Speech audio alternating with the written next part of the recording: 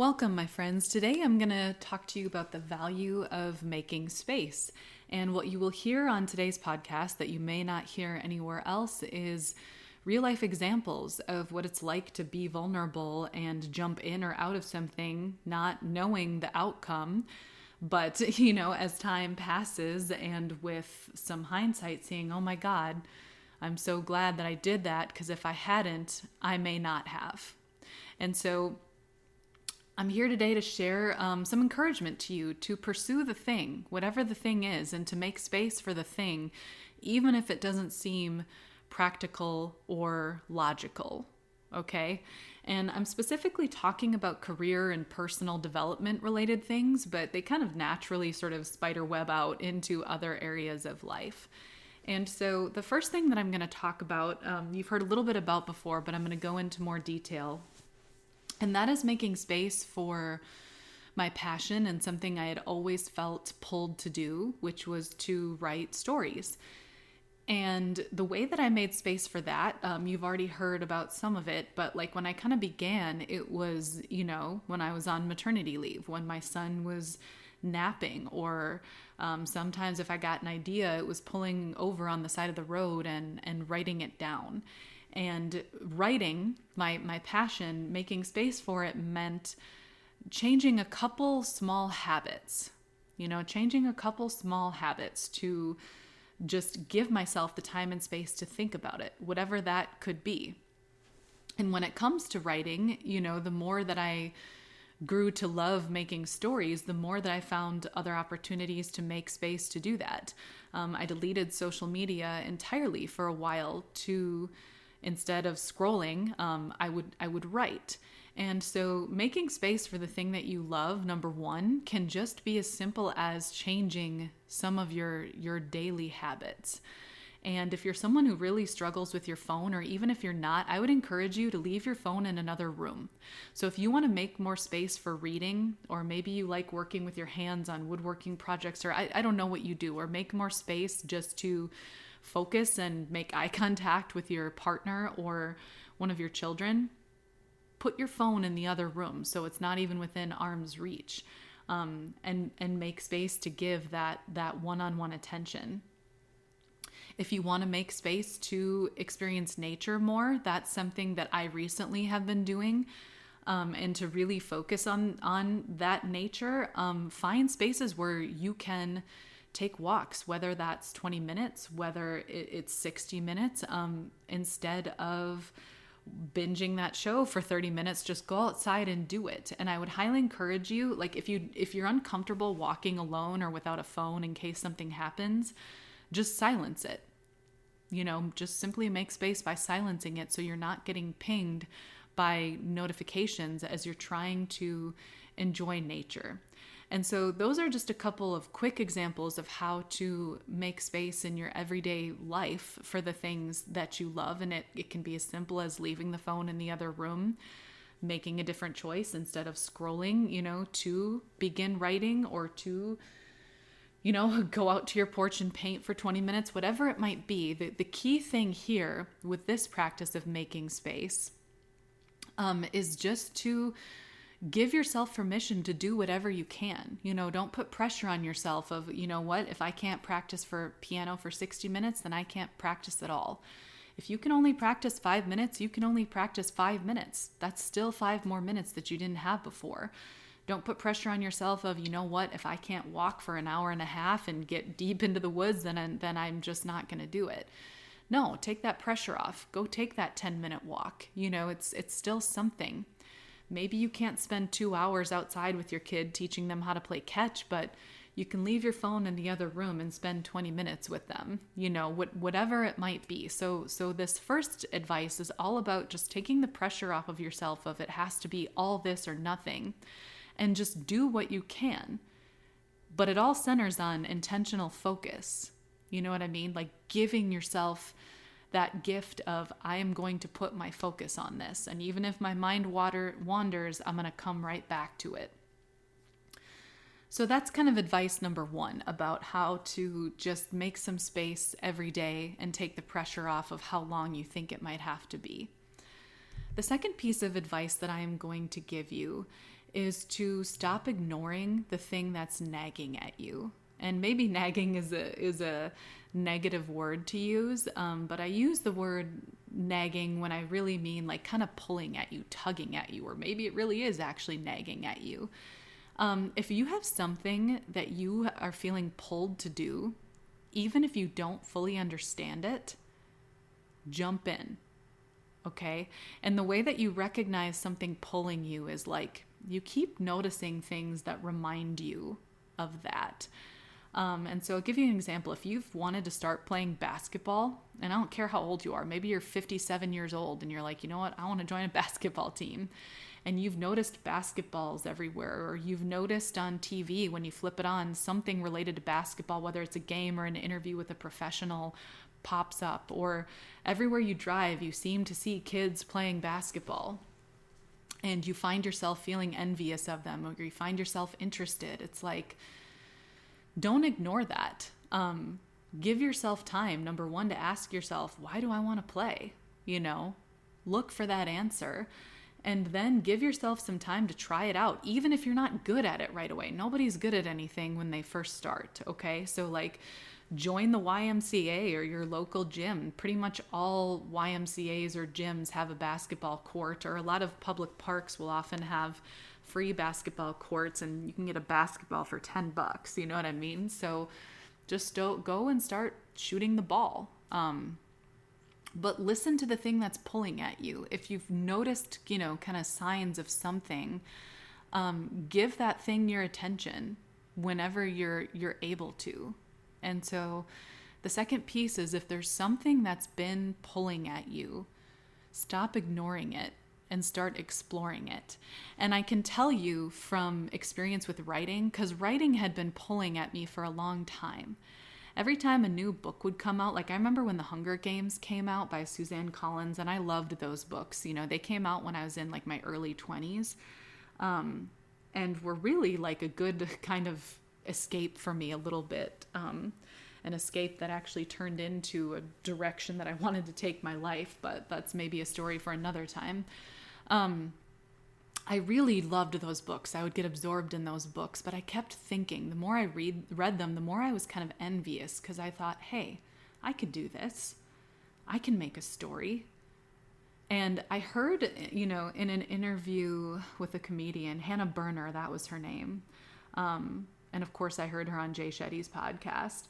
She was talking about how one of the ways that she learned that she wanted to be, an entertainer and in the spotlight is because she was envious of one of her cousins who got some like acting gig.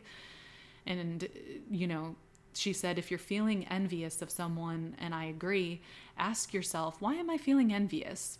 It's not always because you're playing the comparison game. It can be because maybe you're meant to be on your own version of that path. And so for me, writing kind of started by like,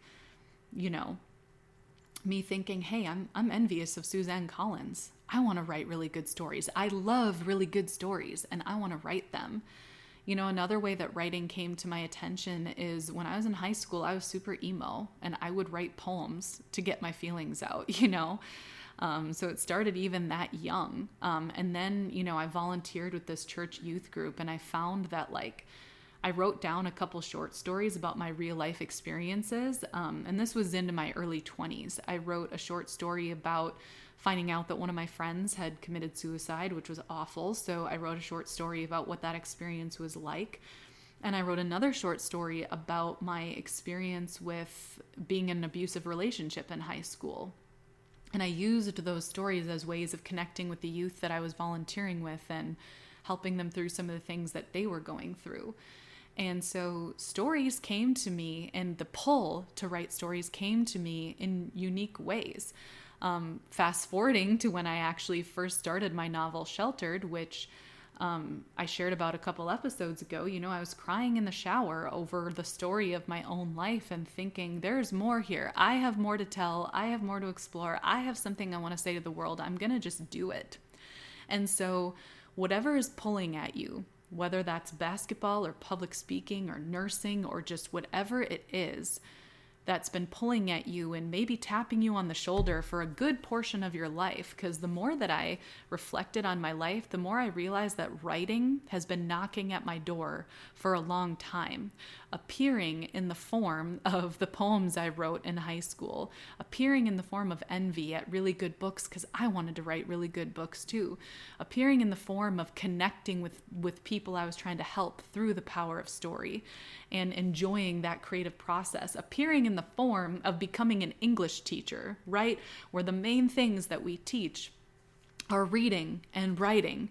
Hello, you know what I mean? Like when I look at the universe, it's like, God damn, that was knocking at my door for a long time. So what is it in your life? What has been trying to make space for you, but you maybe haven't made space for it? Whether because you think you're too busy or you think you can't do it, or somebody told you you can't. Number one, they suck. Don't listen to them. They're probably trying to limit you because they don't know how to not limit themselves, okay? So whatever the thing is that's been pulling at you, I would encourage you to identify it and reflect on your life. Where has it been showing up in your life that you maybe didn't realize until now? Give it your attention. And you can give that thing your attention by going back to number one, which I talked about, by just make space where you can to pursue the thing.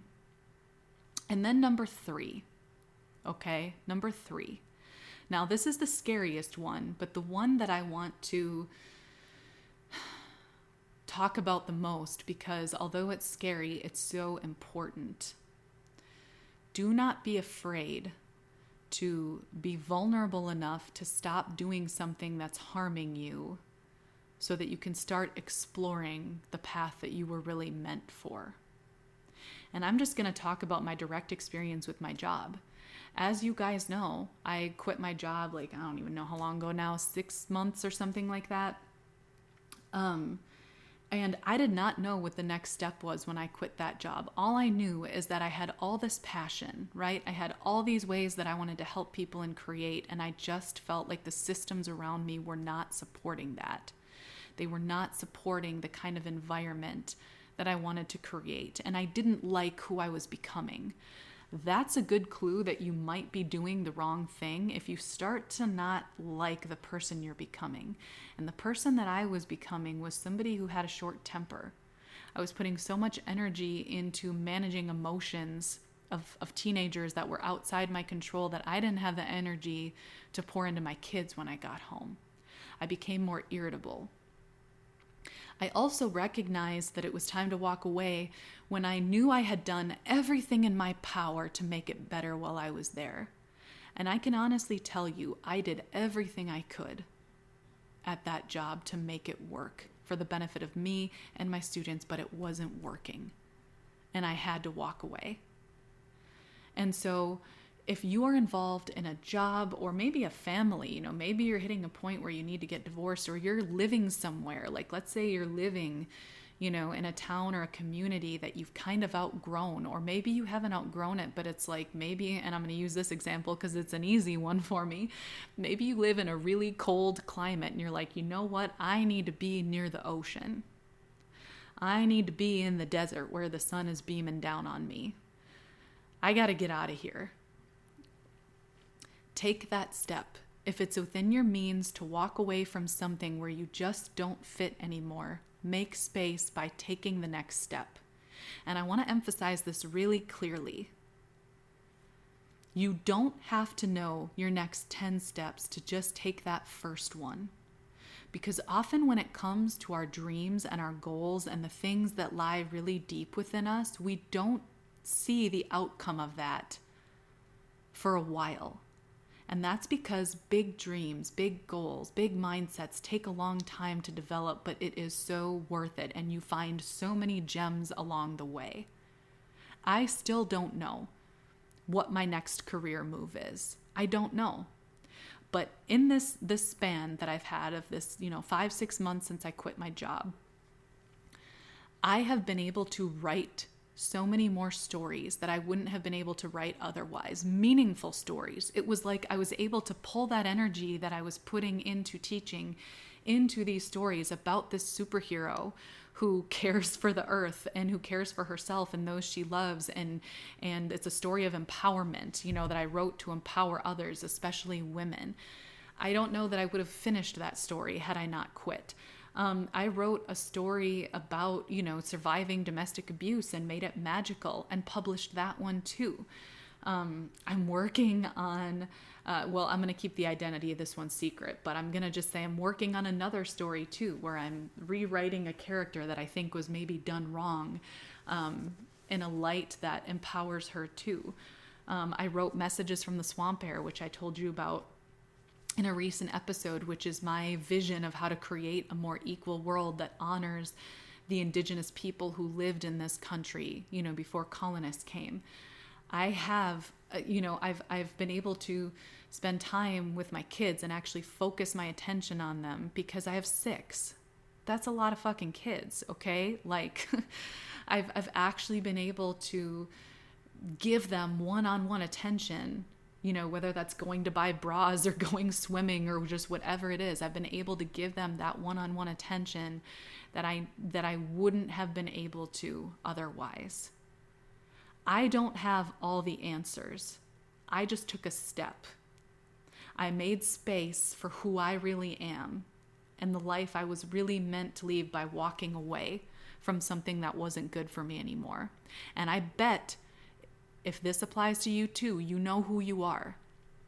If you are someone that's stuck in a dead-end marriage or a dead-end job or a dead-end religious community or an environment, whether that's your community or the physical weather around you, that is not going to support you and your best life and your highest path, you know who you are. It's okay to walk away. And do yourself the favor of walking away, even if you don't have all the answers. I don't have all the answers right now, but I can tell you, I am so grateful for the stories that I've written. I poured my heart into them, and I poured my heart into them with the intention of making the world better. I'm not making any money from them yet, but I'm so proud that I put them out there. I am so happy that I have more time and breath for my kids. I can take a deep breath and actually focus on them one-on-one because I'm not pouring my emotions into a system that I can't change. I'm present with my kids now. I'm investing in them now. And I say all of this recognizing that we all have to live within our means, right? And I had the opportunity to have some savings and some extra cash that I can live off of right now, to support my family. So please know that I say this knowing we have to make ends meet. But look for the areas of your life where you can make ends meet. And if you feel like it's the right time to take a risk, take that risk. Because you don't know where it might lead you. And I know that the risk that I took is good for me and my family because I am healthier now. I've learned so much more about myself and the kinds of stories that I want to write. I can focus more on my kids, and I have a stronger bond with my kids because of walking away from my job. So pay attention to how you feel. Pay attention to your motivations. That's a good way to know if the risk you're taking is worth it or good for you. And again, know that you don't have to know your next 25 steps. Just maybe your next step or your next few steps. And like I said, the things that I'm grateful for right now are the stories that I've written that I wouldn't have otherwise. My friend Varla Ventura, who I interviewed a couple weeks ago, I only know her because I quit my job and joined some groups that she was involved in. I never would have met Varla, this amazing, magical author who's writing stories that bring the fantastic back into everyday life. I never would have met her and befriended her if I hadn't walked away from my job. You've probably heard the saying, when one door closes, another one opens, and that's absolutely true. When you make space for something new in your life, for something that, maybe you weren't even expecting, but something you need to pursue, the universe has a way of filling in some of those gaps and connecting you with the people you're really meant to be connected with. And the universe strings our experiences together in really beautiful ways. Because of meeting Varla and reading all of her magical stories, I was able to feel more comfortable putting magic into my stories. And I believe that's what I'm meant to be doing right now. So I know that it can be difficult to walk away from things, especially if you are really comfortable. But imagine who you could be if you did. And you know who you are. You know right now if you're not living the life you were meant to be living. You know if your gifts are being taken advantage of, or if you feel like your growth is stunted because you're working in an environment that doesn't support that. You know who you are. Take that step, even if it's scary, even if you don't have all the answers, because I can promise you it's worth it. I don't know where all of my steps are going to lead, but I am so grateful for this time that I've had this past 6 months. I'm grateful for the people like Varla who I've met, and also because of meeting her, I've met lots of other good friends through her, who I'm so grateful for. People who are creating like me, people who are writing like me, people who are visionaries like me. And walking away from something that wasn't good for me anymore, I walked towards people who supported my values. I opened the door for those people, and they have helped me grow too into a person that I am proud of.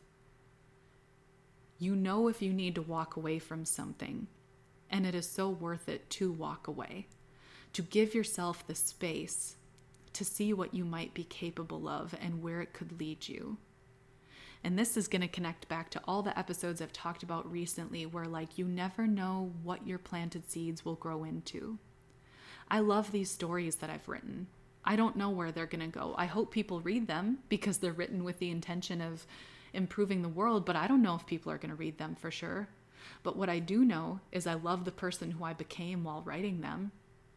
Because while I was writing these stories in a space where I could put more energy into them, because I walked away from something that was draining my energy, I became a person who was more focused on magic. I became a person who wanted to learn more about plants and Native American stories and magic. I became someone who wanted to learn more about these things because I was writing about them. I was drawn to them. And so I studied more of these things. I had the space to learn more about the Ojibwe language that I've written about in my stories. I've had space to learn more about plants and the life-giving and magical properties that they can have. I've learned so much while doing this, and I love who I've become because of it. I love that now I can see magic in everyday life around me because I've made the space to walk on this path where I'm pursuing what I was really meant for. And I want to give you the same encouragement to do that, to make space for the thing. And to recap, kind of the sort of step-by-step how to do that. Number 1, making space sometimes is just a matter of changing habits, right? Like how I said, instead of binging that one extra show, I turned the TV off and wrote for half an hour. And kind of on that note of making space, because I know I mentioned pulling over too, if an idea comes to you and it's safe to do so, make space to pull your car over. Or if you're on a walk, stop walking and make a note. Google Docs are a wonderful tool, right? Because they follow you kind of wherever you go. If you have a Google account, a Gmail, then you have access to Google Drive, which you can access from any computer or your phone anytime you need to. It's a great note-taking strategy to use. So make space even for the seemingly little ideas, because often those ideas can grow. So if you're trying to start a business and something occurs to you, you're like, oh my gosh, that's such a good idea. Pull over, again, if it's safe to do so, or if you're on a walk, stop walking, or if you're working out, hop off the treadmill for a minute and write it down before you forget. Because I promise you, sometimes when you're not in the heat of the moment anymore, you will forget. When we exercise or we're driving or we're showering, it impacts our brain, right? And it kind of opens us up to more of the creativity in things when we're moving and when the water's going and things like that. And sometimes when we're not in that state of intensity or openness, we can forget what occurred to us when we were. So that's why I say don't just keep running and then get back to it later. If it's safe, again, hop off the treadmill, pull your car over, stop dancing for a minute, because I've had ideas come to me at my dance class too, and I've had to run to the back of the studio and write them down before I forget. Have a note sheet where you record your ideas so that when you do have the space to expand on them, you still have the heart of it, that spark that occurred when you were open. You have that note, but now you're in a space where you can build on it. So number 1 is changing habits, right? Make those everyday little habits to pay attention to your thoughts, to your ideas, to your dreams. And then flowing right into number 2, I talked about paying attention to the thing that's been pulling at you. Whether that's basketball, writing, parenting, starting a business, volunteering, caring for the environment, whatever it is, whatever has been pulling at you, take time to listen and explore that thing, and then even reflect on your life and see all the ways that thing has been knocking on your door your whole life. I think sometimes when, we get caught up in everyday living, or we were told kind of, that our dreams couldn't happen, and then we get locked into our 9-to-5 and forget who we are. I think we kind of have this way of believing that our dreams don't want us anymore, or they're not for us. But something that can encourage you both emotionally and professionally with your goals is that your dreams have been pursuing you.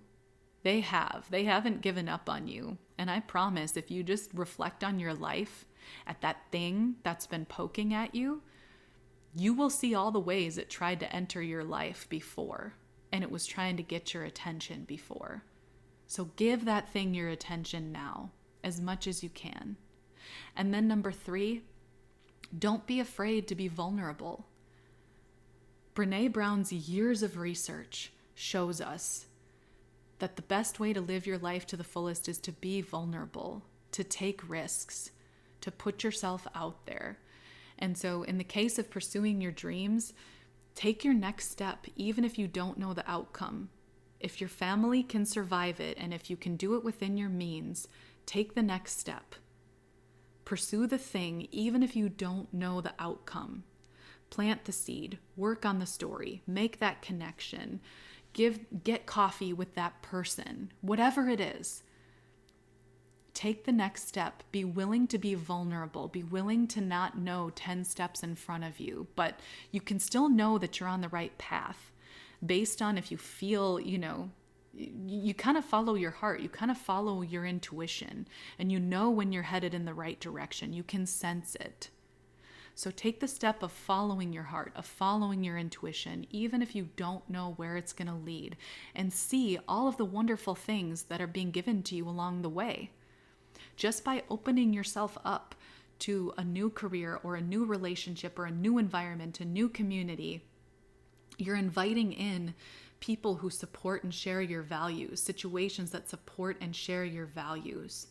So even if you haven't fully reached your destination, whatever that might be, you will be given gifts along the way. People who are matching your energy, situations that are matching your energy.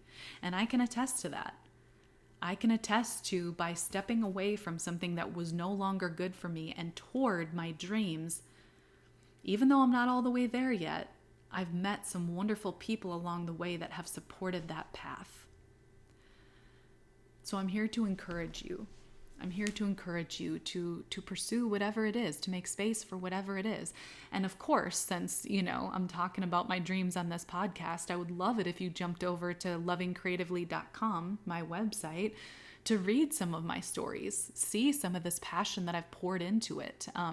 You can click my books and buy them there, but I also have my short stories and my poems on there for free, things that are just at your fingertips if you want to read them. So please do if you have the time. But know that in the meantime, I'm so grateful to you and that you've given, your time and energy to listen to this. And I hope that some of what I shared is encouraging to you. And please share my podcast with a friend. If you think there's an episode that I've covered on here that might help somebody, please share it with them. Please follow me. You know that I'm putting out new content all the time. So take the time to follow me. Take the time to subscribe. Share with a friend. All that business. I've always got more coming, and I want to thank you for coming.